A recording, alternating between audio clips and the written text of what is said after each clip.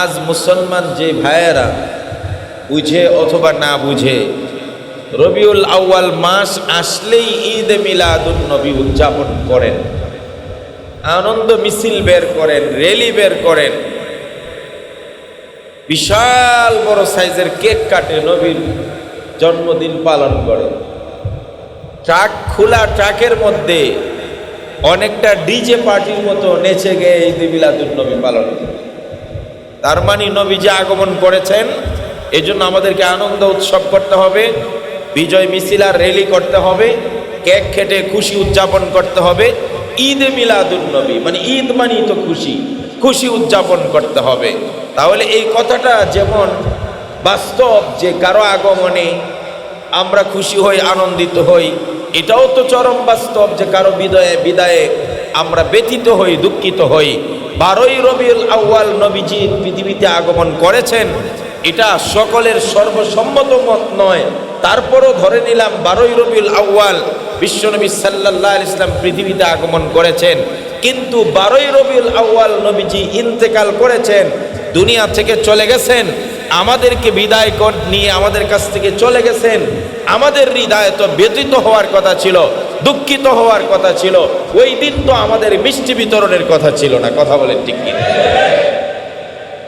রবিউল আউয়াল মাসে আপনারা কেক কাটেন আর আনন্দ উদযাপন আর ঈদে মিলাদুন নবী পালন করেন, কোন হিসাব? আমার তো হিসাব মিলে না। তাহলে এক কাজ করেন, পুরা রবিউল আউয়ালের 12 তারিখটাকে আপনারা 2 ভাগে ভাগ করেন। প্রথম অর্ধ দুপুরের আগ পর্যন্ত আপনারা খুশি করেন, মিষ্টি বিতরণ করেন, আনন্দ উল্লাস করেন, আর পরের অর্ধ 12টার থেকে নিয়ে অথবা দুপুরের পর থেকে নিয়ে কান্নাকাটি করেন, শুকরেলি বাইর করেন। তাহলে বুঝবো যে প্রথম অর্ধ আগমনের জন্য খুশি আর পরের অর্ধেক বিদায় হয়ে গেছেন এই জন্য দুঃখ। অথবা এটা করেন যে প্রথম 15 দিন রবিউলের আনন্দ উদযাপন করেন আর পরের অর্ধ 15 দিন আপনারা ব্যথিত আর দুঃখ প্রকাশ করেন। তার মানে বোঝা গেল ইসলামে কারো জন্মদিনে আনন্দিত হয়ে কেক কাটা আর উৎসব পালন করা, আবার কারো বিদায়ের দিনে দুঃখ ভারাক্রান্ত হৃদয়ে রুনাজারি করা, কোনোটা ইসলাম এলাও করে না। কথা বলে ঠিক কিনা? তাহলে এমন যদি হয়, আল্লাহ না করুক, আপনার সংসারে যেই দিন আপনার ছেলের জন্মদিন, পরের বছর একই দিন আপনার বাবার মৃত্যুবার্ষিকী, তখন কি করবেন? তখন আপনি কি করবেন? ছেলের জন্ম তারিখে কেক কাটবেন, আনন্দ করবেন, আর বাবার মৃত্যু তারিখে আপনি কি করবেন? কথা বলেন না কেন? বুঝা গেল কোনো দিবস পালন করা ইসলামে শরিয়া সম্মত না। তবে হ্যাঁ, নবীজির রবিউল আউয়াল মাস আসলে আমাদের করণীয় কি? নবীজির জন্মদিনে আমাদের করণীয় কি? নবী করিম সাল্লাল্লাহু আলাইহি ওয়াসাল্লাম প্রতি সপ্তাহে সোমবার দিন, বৃহস্পতিবার দিন রোজা রাখতেন। আমার নবীজি সোমবার দিন জন্মগ্রহণ করেছেন। নবীজি যখন রোজা রাখতেন, সাহাবায়ে কেরাম বললেন, ইয়া রাসূলুল্লাহ, এই দিন আপনি রোজা রাখেন। নবীজি বললেন, এই দিনে আমি দুনিয়াতে আগমন করেছি, আল্লাহর দরবারে শুকরিয়া দান আমি রোজা রাখি। সুবহানাল্লাহ। নবী করিম সাল্লাল্লাহু আলাইহি ওয়াসাল্লামের জন্ম মৃত্যুর সঙ্গে আমাদের করণীয় কি? আমাদের করণীয় হলো বেশি বেশি করে বিশ্বনবী সাল্লাল্লাহু আলাইহি সাল্লামের শানে দরুদ পাঠ করা, নবীজিকে সালাম প্রেরণ করা। কারণ নবী করিম সাল্লাল্লাহু আলাইহি সাল্লামের ব্যাপারে আল্লাহ রাব্বুল আলামিন কোরআনে কারিমে ঘোষণা করেছেন, ইয়া ইন্নাল্লাহা ওয়া মালাইকাতাহু ইউসাল্লুনা আলান নবী ইয়া আইয়ুহাল্লাযীনা আমানু সাল্লু আলাইহি ওয়া সাল্লিমু তাসলিমা। আল্লাহ রাব্বুল আলামিন বলেন, নিঃসন্দেহে আল্লাহ তাআলা নবীজির উপর রহমত নাজিল করেন। ওয়াল মালাইকাতু, তার ফেরেশতারা নবীজির জন্য আল্লাহর দরবারে দোয়া করতে থাকেন।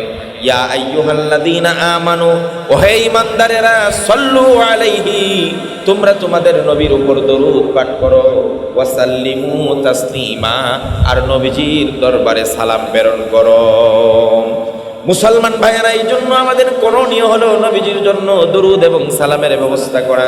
বেশি বেশি করে আপনি দরুদ পড়েন, সালাম প্রেরণ করেন, নবীজির আগমনে আপনি রোজা রাখেন, নবীজির জন্য দোয়া করেন। আর একটা কাজ হলো, মূল কাজ যেটা, সেটা হলো নবীজি কেন আসছেন কেন পৃথিবীতে আগমন করলেন, কি রেখে গেলেন, কোন আদর্শের উপর আমাদেরকে থাকতে বললেন।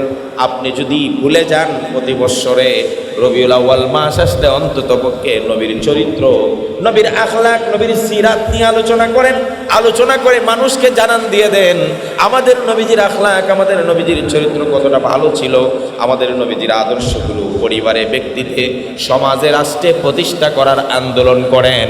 যদি সত্যিকার নবী প্রেমিক হয়ে থাকেন, নবীর আগমনে আনন্দ উল্লাস করে কেক কাটা আর তিরোদানে কান্না করে রুনাজারি না করে নবীর জীবনের গোটা জীবনের আদর্শ সমাজ রাষ্ট্রে কিভাবে প্রতিষ্ঠা করা যায় এই আন্দোলন সংগ্রামে নেমে যান। এটা হবে নবীর সত্যিকার আশিক দাবিদার। সুতরাং রবিউল আউয়াল মাস আসার সাথে সাথে আমাদের করণীয় হলো নবীজির সিরাত নিয়ে আলোচনা করা। আমরা আমাদের আলোচ্য বিষয়টা আমি আগে থেকেই নির্ধারণ করেছিলাম। গত সপ্তাহে উত্তম চরিত্র বা আখলাক নিয়ে আলোচনা করেছিলাম। আজকেও আমরা উত্তম চরিত্রের গুরুত্ব এবং মর্যাদা কি এই বিষয়টা সংক্ষেপে আলোকপাত করে নবী করিম সাল্লাল্লাহু আলাইহি ওয়াসাল্লামের বর্ণাঢ্য জীবনের চরিত্রের সামান্য আলোচনা করব। ধারাবাহিকভাবে গোটা মাসটাই নবীর সিরাত নিয়ে আলোচনা করি, তাহলে নবীজির গোটা জীবনের আদর্শগুলো কেমন ছিল এটা উম্মত জানতে পারবে এবং ওই অনুযায়ী উম্মত নিজের জীবন গঠন করতে সক্ষম হবে। এটাই হবে রবিউল আউয়াল মাসের আল্লাহ রসুলের প্রতি মহব্বতের সত্যিকার ভালোবাসার দাবি। কথা বলেন ঠিক কিনা? আসেন আদর্শ, উত্তম চরিত্র এবং আখলাকের গুরুত্ব মর্যাদা নিয়ে আমরা কিছু কথা বলি।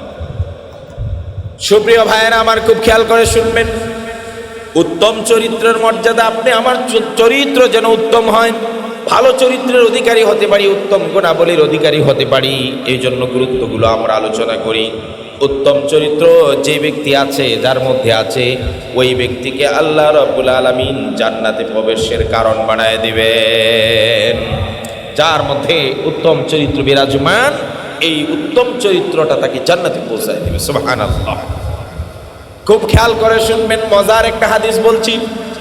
আল্লাহর নবী সাল্লাল্লাহু আলাইহি ওয়াসাল্লাম, আবু দাউদ শরীফের 4808 নম্বর হাদিস, আমার নবীজি সাল্লাল্লাহু আলাইহি ওয়াসাল্লাম হাদিসটা পড়ছি। আনা যাইমুম বিবাইতিন ফি রাবাদিল জান্নাহ লিমান তারাকাল মিরাআ ওয়া ইন কানা মুহিব্বান ওয়া বিবাইতিন ফি ওয়াসাতিল জান্নাহ লিমান তারাকাল কাযিবা ওয়া ইন কানা মাযিহান ওয়া বিবাইতিন ফি আলাল জান্নাতি লিমান হাসানা খুলুকাম।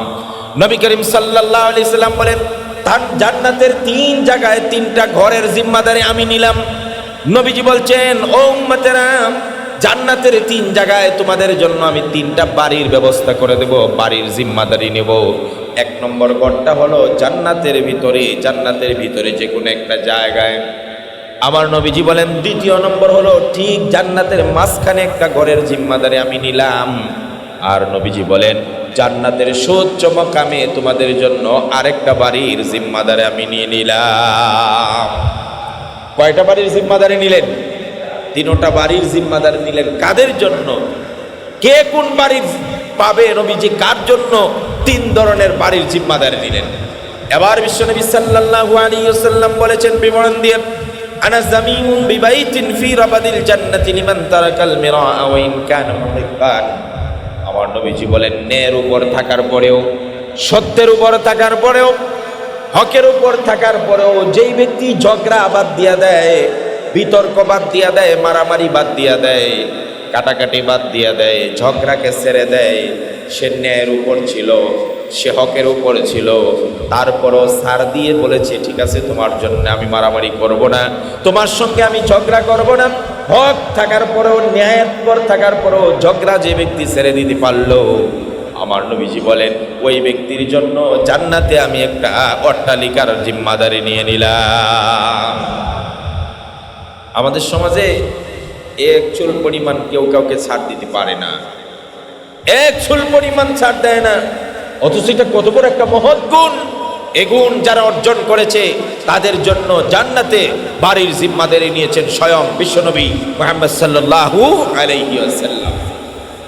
2 নম্বরে নবী করিম সাল্লাল্লাহু আলাইহি ওয়াসাল্লাম বলেন, ওয়া বিবাইতিন ফি ওয়াসাতিল জান্নাতি লিমান তারাকাল কাযিবা ওয়া ইন কানা মাযিহান। নবীজি সাল্লাল্লাহু আলাইহি ওয়াসাল্লাম বলেন, ঠিক জান্নাতের মাঝখানে মিডলের মধ্যে আমি একটা অট্টালিকার জিম্মাদারি নিয়ে নিলাম ওই ব্যক্তির জন্যেই। ওই ব্যক্তির জন্যে জান্নাতের মাঝখানে আমি বাড়ির জিম্মাদারি নিলাম। যেই ব্যক্তি হাসির চলে ঠাট্টার চলেও কোনোদিন মিথ্যা কথা বলে না, মিথ্যার আশ্রয় নেয় না, যে ব্যক্তি ঠাট্টার চলেও মিথ্যা বলে না, ওই মানুষটার জন্য জান্নাতের মাঝখানে আমি একটা বাড়ির জিম্মাদারি নিয়ে নিলাম। কি বুঝলেন?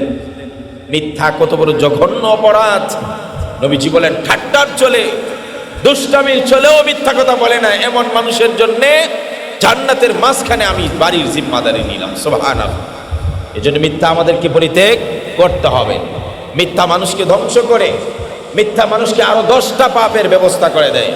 এই জন্যই হাদিসে বলা হয়েছে আল কিযবু উম্মুজ যুনুব, মিথ্যা হলো সকল গুনাহের মা, সকল গুনাহের মূল উৎস। যে ব্যক্তি মিথ্যা বলতে পারে নির্দ্বিধায়, সে জিনাও করতে পারে। যে ব্যক্তি মিথ্যা বলতে পারে সে চুরি করতে পারবে। যে ব্যক্তি মিথ্যা বলতে পারে সে ডাকাতি করতে পারে। যে ব্যক্তি মিথ্যা বলতে পারে মদ খাইতে পারে, সে অন্যের হক নষ্ট করতে পারে, মানুষ ঠকাইতে পারে। কারণ মিথ্যার আশ্রয় নিলেই এই পাপ করা সহজ, মিথ্যার আশ্রয় না নিলে এই পাপগুলো করা সহজ না। এই জন্য রাসূলুল্লাহ বলেন যে হাসির ছলে ঠাট্টার ছলে মিথ্যাকে ছেড়ে দিল ওই লোকটার জন্য জান্নাতের মাঝখানে আমি বাড়ির ব্যবস্থা করে দেব। 3 নম্বর ঘরটা হলো আলাল জান্নাহ ওয়া বিবাইতিন ফি আলাল জান্নাতি লিমান হাসানা খুলুকা। আমার নবীজি সাল্লাল্লাহু আলাইহি সাল্লাম বলেন, ও দুনিয়ার মানুষেরা, ঠিক জান্নাতের সুউচ্চ মাকামে আমি ওই ব্যক্তির জন্য অট্টালিকার জিম্মাদারি নিলাম যেই ব্যক্তি তার চরিত্রটাকে সুন্দর করতে পেরেছে। সুবহানাল্লাহ। যার চরিত্র অত্যন্ত মাধুর্যপূর্ণ, খুব ভালো, মানুষকে কষ্ট দেয় না, জুলুম করে না, মানুষের উপর অত্যাচার করে না, যে বিনয়ী, যে নম্র, যে ভদ্র, সে মিষ্টভাষী, সে কর্কশ নয়, সে মানুষের সাথে ভালো মুআমালাত করে, ভালো ব্যবহার করে, এর উত্তম চরিত্র আছে, সে মিথ্যা বলে না, আমানতের খেয়ানত করে না, এই লোকটা হলো উত্তম চরিত্রের অধিকারী। আর যার চরিত্র উত্তম সুন্দর, তার জন্য জান্নাতের কিনারায় নয়, মাঝখানেই নয় শুধু, বরঞ্চ সুউচ্চ মাকামে, সুউচ্চ স্থানে মহান অট্টালিকার ব্যবস্থা এবং জিম্মাদারি নেবেন বিশ্বনবী মুহাম্মদ সাল্লাল্লাহু আলাইহি ওয়াসাল্লাম। তাইলে বেটা, আল্লাহর নবীর জন্মদিনে কেক কেটে ঈদে মিলাদুন নবী আর জশ্নে জুলুস পালন না করে তুমি সমাজে এই জিনিস প্রতিষ্ঠা করো, নিজেরা চরিত্র মাধুর্যকে সুন্দর করার চেষ্টা করো, আর এই উত্তম চরিত্র সমাজে প্রতিষ্ঠা করার চেষ্টা করো, নবীজির বাণীগুলো মানুষের সামনে ছড়িয়ে দাও। এটা হলে নবীজির আশেক আর রবিউল আউয়াল মাসের দাবি। কথা বলেন ঠিক কি?